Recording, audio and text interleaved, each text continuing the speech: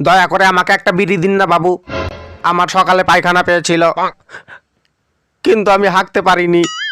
আমি পায়খানায় গিয়ে যদি বিড়ি না খাই তাহলে অনেক চেষ্টা করেও আমার হাগা বের হয় না।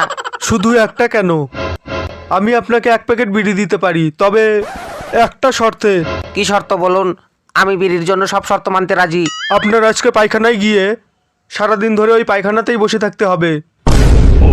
আপনার যদি খিদেও লাগে তবু আপনি সারাদিন ওই পায়খানা থেকে বেরোতে পারবেন না।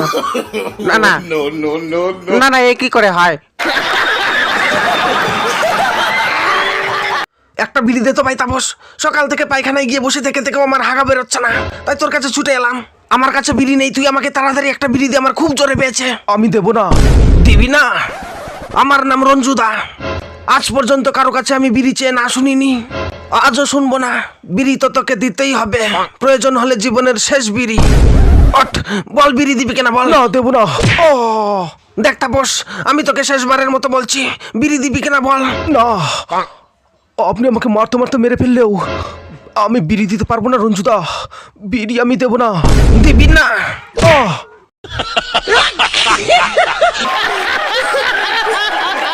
সকালে কে পায়খানা গিয়েছিল?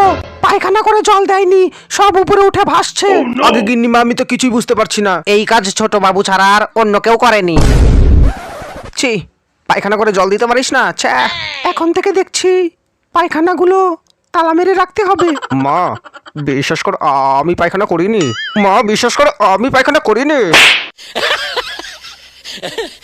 আজ আজ সকালে পায়খানা গিয়ে দেখি জল দেওয়া নেই, সব প্লেটের উপরে জিলাপির মতো হয়ে আছে।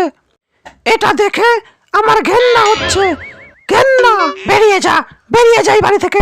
মা বিশ্বাস করো, মা আমি পায়খানা করিনি। মা মা বিশ্বাস করো, মা আমি পায়খানা করিনি। মা মা আমি পায়খানায় জল দেই। মা আমি পায়খানা করিনি। মা আমি পায়খানা করিনি।